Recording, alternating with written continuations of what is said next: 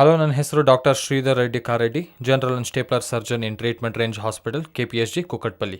ಇವತ್ತಿನ ಗಂಡಸರಲ್ಲಿ ಏನಂದರೆ ಫೋರ್ ಸ್ಕಿನ್ ಅಂತೀವಲ್ಲ, ಈ ಫೋರ್ ಸ್ಕಿನ್ ಅಂದರೆ ಅಂಗದ ಮುಂದೆ ಇರುವ ಚರ್ಮನ ನಾವು ಫೋರ್ ಸ್ಕಿನ್ ಅಂತಿರ್ತೀವಿ.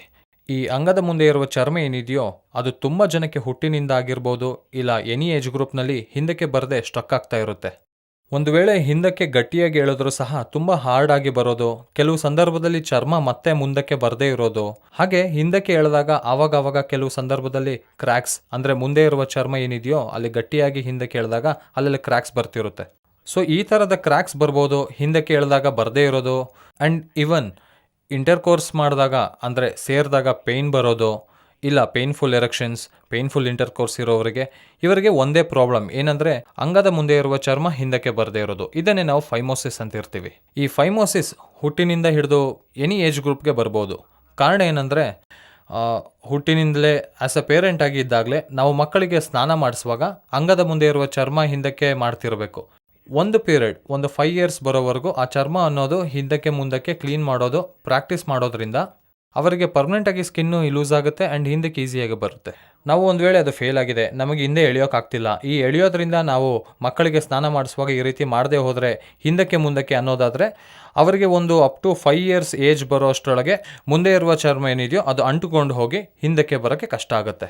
ಅಷ್ಟೇ ಅಲ್ಲದೆ ಅವರಲ್ಲಿ ಪೇರೆಂಟ್ಸ್ ಕಂಪ್ಲೇಂಟ್ ಮಾಡ್ತಾ ಇರ್ತಾರೆ, ಮೂತ್ರ ಮಾಡ್ತಿದ್ರೆ ಮುಂದೆ ಇರುವ ಚರ್ಮ ಏನಿದೆಯೋ ಅದು ಊದ್ಕೊಳ್ತಿದೆ ಸರ್ ಅಂತ ಹೇಳ್ತಿರ್ತಾರೆ. ಸೊ ಹಾಗೆ ಮೂತ್ರ ಕಲೆಕ್ಟ್ ಆಗಿ ಹುಬ್ಬು ಹೋಗಿ ಚುಕ್ಕೆ ಸುರಿಯುವುದು ಇಂಥದ್ದೆಲ್ಲ ಆಗ್ತಿರುತ್ತೆ.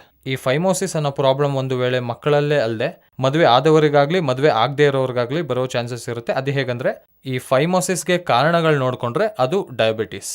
ಈ ಡಯಾಬಿಟಿಸ್ ಇರೋವರಿಗೆ ಬೆಲೆನಿಟಿಸ್ ಅಂತ ಒಂದು ಡಿಸೀಸ್ ಬರುತ್ತೆ. ಇದೊಂದು ಇನ್ಫ್ಲಮೇಟರಿ ಡಿಸೀಸ್ ಅಂತೀವಿ. ಇದನ್ನ ಅಂದರೆ ಈ ಬೆಲೆನಿಟಿಸ್ ಇಂದ ಏನಾಗುತ್ತಂದ್ರೆ ಶುಗರ್ಸ್ ಇಂದ ಈ ಯೂರಿನಲ್ಲಿ ಪಾಸ್ ಮಾಡೋ ಶುಗರ್ಸ್ ಆಗ್ಬಹುದು, ಈ ಶುಗರ್ ಅನ್ಕಂಟ್ರೋಬಲ್ ಇರೋದ್ರಿಂದ ಆಗ್ಬಹುದು. ಮುಂದೆ ಇರುವ ಚರ್ಮ ಏನಿದೆಯೋ ಆ ಚರ್ಮದಲ್ಲಿರುವ ಎಲೆಕ್ಟ್ರಿಸಿಟಿ ಅಂತೀವಲ್ಲ, ಅಂದ್ರೆ ಆ ಚರ್ಮನ ಸಾಗಿಸುವ ಗುಣ ಇರುತ್ತೆ. ಸೊ ನಾವು ಹಿಂದಕ್ಕೆ ಎಳೆದಾಗ್ಲೂ ಈಸಿಯಾಗಿ ಸಾಗಬೇಕು. ಆದರೆ ಆ ರೀತಿ ಸಾಗದೆ ಮುಂದೆ ಇರುವ ಚರ್ಮ ಗಟ್ಟಿಯಾಗಿ ಸಾಗದೆ ತುಂಬಾ ಹಾರ್ಡ್ ಆಗೋದು, ಮಂದಕ್ಕೆ ತಯಾರಾಗೋದು, ಶೈನಿ ಆಗಿರೋದು ನೋಡೋದಕ್ಕೆ ಈ ರೀತಿಯಾಗಿರುತ್ತೆ. ಹೀಗೆ ನಾವು ಹಿಂದೆ ಎಳೆಯೋದಕ್ಕೆ ಪ್ರಯತ್ನ ಪಟ್ಟಾಗ ಮುಂದೆ ಇರುವ ಚರ್ಮ ಕ್ರ್ಯಾಕ್ ಸಹ ಆಗ್ತಿರುತ್ತೆ. ಕ್ರ್ಯಾಕ್ಸ್ ಆಗೋಗಿ ಬೆಳ್ಳನೆ ಜಿಗುಟ್ ರೀತಿ ಬರೋದೆಲ್ಲ ಶುರುವಾಗ್ತಿರುತ್ತೆ. ನಾವು ತುಂಬ ಕಾಮನ್ ಆಗಿ ನೋಡ್ತಿರ್ತೀವಿ. ಸೊ ಈ ಕಂಡೀಷನ್ನ ನಾವು ಬೆಲೆನಿಟಿಸ್ ಆರ್ ಬೆಲನ್ ಫಾಸ್ಸಿಟಿಸ್ ಅಂತೀವಿ.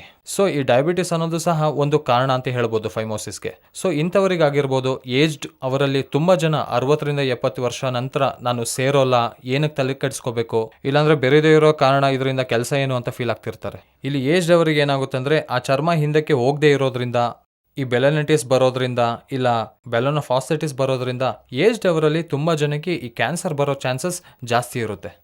ಒಂದು 3 to 5 points ಕ್ಯಾನ್ಸರ್ ಬರೋ ಚಾನ್ಸಸ್ ಇರುತ್ತೆ. ಸೊ ಈ ರೀತಿಯಾಗಿ ನೋಡಿಕೊಂಡ್ರೆ ಹುಟ್ಟಿನ ಏಜ್ನಿಂದ ಏಜ್ವರೆಗೂ ಯಾವುದಾದ್ರೂ ರೀತಿಯಲ್ಲಿ ಲೈಫಲ್ಲಿ ನಾವು ಫೈಮೋಸಿಸ್ನಿಂದ ಸಫರ್ ಆಗ್ತಾ ಇರ್ತೀವಿ. ಸೊ ಇದಕ್ಕೆ ಬೆಸ್ಟ್ ಟ್ರೀಟ್ಮೆಂಟ್ ಏನು ಅಂತ ನೋಡಿಕೊಂಡ್ರೆ, ಒಂದು ವೇಳೆ ಪರ್ಮನೆಂಟ್ ಆಗಿ ಬೇಕು ಅಂದರೆ ಸುಂತಿ ಆಪರೇಷನ್ ಏನಿದೆಯೋ ಅದನ್ನು ನಾವು ಪ್ರತ್ಯೇಕ ಮೆಷಿನ್ ಮೂಲಕ ಏನೆಲ್ಲ ಇದೆಯೋ ಆ ಮೆಷಿನ್ ಮೂಲಕ ಮಾಡೋದಾಗಿರುತ್ತೆ.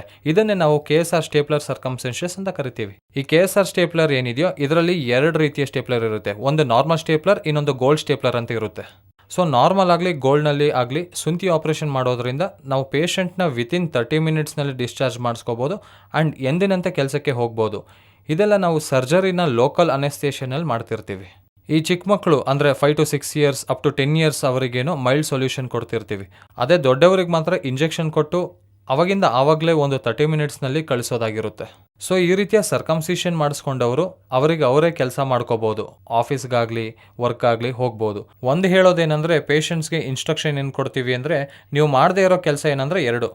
ಒಂದೇನು ಇಂಟರ್ಕೋರ್ಸ್ ಅಂದರೆ ಸೇರೋದು, ಇದು 1 monthವರೆಗೂ ಅಂದರೆ ಒಂದು 4 weeksವರೆಗೆ ಸೇರಬೇಡಿ ಅಂತ ಹೇಳ್ತೀವಿ. ಎರಡನೇದು ಈ ಎರೆಕ್ಷನ್ಸ್ ಏನೆಲ್ಲ ಇದೆಯೋ ಅವಾಯ್ಡ್ ಮಾಡಿ ಅಂತ ಹೇಳ್ತೀವಿ. ಯಾಕಂದರೆ ನಾವು ಹೊಲಿಗೆ ಅಂದರೆ ಈ ಸ್ಟೇಪ್ಲರ್ ಪಿನ್ಸ್ ಮೆಥಡ್ ಯೂಸ್ ಮಾಡಿರೋದ್ರಿಂದ ಅದು ನಮಗೆ ಸೈಜ್ ಚಿಕ್ಕದಾಗಿದ್ದಾಗ ಅಂದರೆ ಫ್ಲಾಸಿಡ್ ಸ್ಟೇಜ್ ಅಂತೀವಿ.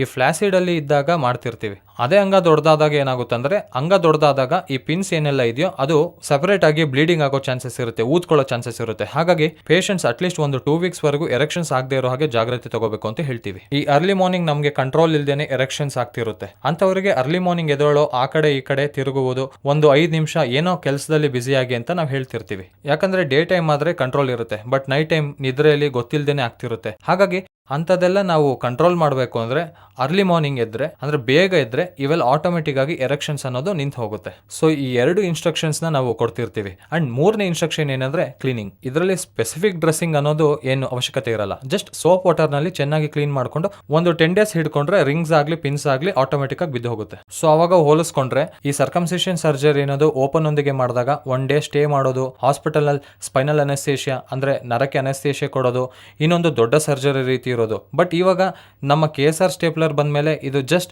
ಒಂದು 20 to 30 minutes ಪ್ರೊಸೀಜರ್.